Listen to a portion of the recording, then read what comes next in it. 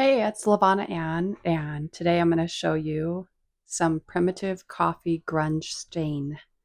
And this one's very, very grungy. Here's the things that I used. I also used ground coffee that I heavily brewed, and then I added this stuff to it in a big pot.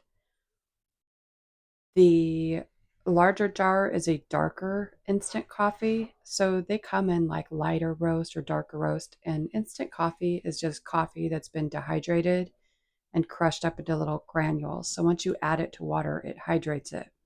The more you add, the darker your coloring is going to be. A lot of people say go cheap on the ingredients, and that's totally fine. But for me, I use what I have on hand, and I will tell you that I like using a little better quality, not like top of the line vanilla, but I like a nice vanilla extract that I can really smell. It smells good. To me, I notice a difference between the imitation and the cinnamon is real cinnamon.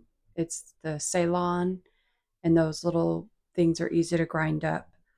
So you want your water to be kind of hot, but not so hot that it's like hard to work with, like boiling. But color does take better when it's heat treated.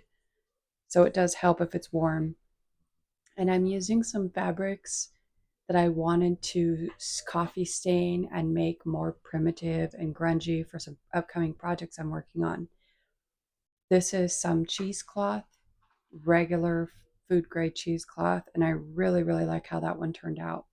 And you want to let them soak for a little while, but I feel like you don't need to let them soak too long, especially if you're doing a batch like I did, where I went really heavy on the ingredients.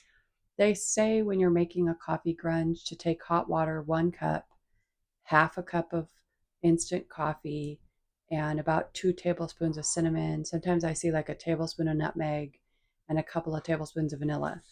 I did a lot more. Plus, as I said, I did the coffee, brewed coffee, very dark instead of hot water. Now, the more stuff you add into it, the kind of stickier it makes it. So it really depends on what you're looking for your project. I wanted to show you the before and after of this fabric. It's like a terry cloth for towels. And I line dried everything. I tried baking stuff in the oven, but it's in the middle of summer and it gets like really hot quick. And I feel like it took an hour to like partially dry something very small. So I put everything out in the sun because it's really hot here right now, and they dried. It was so much easier for me to line dry it. But when you do dry things, they kind of drain and drip, and you get an unevenness. So some of the stuff I gave several baths, coffee baths to, and re-dried it on the line over and over. And it helps to even out the terry cloth. I had only did that once, and I just wanted to show you what it looked like as it is. I really liked how that fabric turned out. This one is cotton muslin. It's the Osnaburg, which is the heavier, thicker weight. I really like it. And I really like how this one turned out. It's definitely a favorite.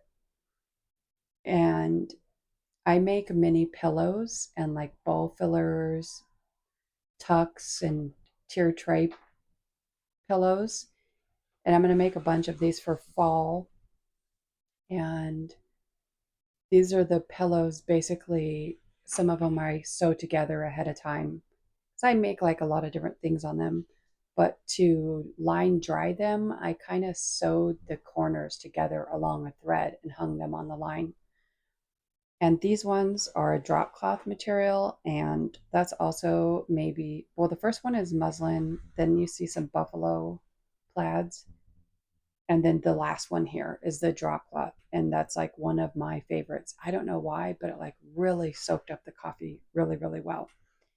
I wanted to show you another project. I had already did a video working on these dolls, and I decided to go ahead and grungy them up and get them primitive. And I used the leftover coffee stain. I put it in a jar and I just heated it up and shook it up. And I tried putting it in a sprayer bottle, but that bottle wasn't working very good and it really wasn't working for me. So I decided to go with the paintbrush method. And you can see the difference of them. And then here they are once they've dried. Now I did notice that the embroidery floss that I used on the face, it did bleed a little. And so to fix that and also to kind of darken it up a little bit more on the face and stuff, I used some of the stamping ink with a paintbrush, and it's a thick stencil brush, and I just rubbed it on and smeared it around there. And this also helped to get in any areas that I missed with the coffee grunge and the hairline and things like that. And I added a couple of little prim tags. And that's it. And thank you so much for watching. I hope you like my demonstration. And I will tell you, if you have not done the coffee grunge fabric staining, you have to try it. It's one of the best.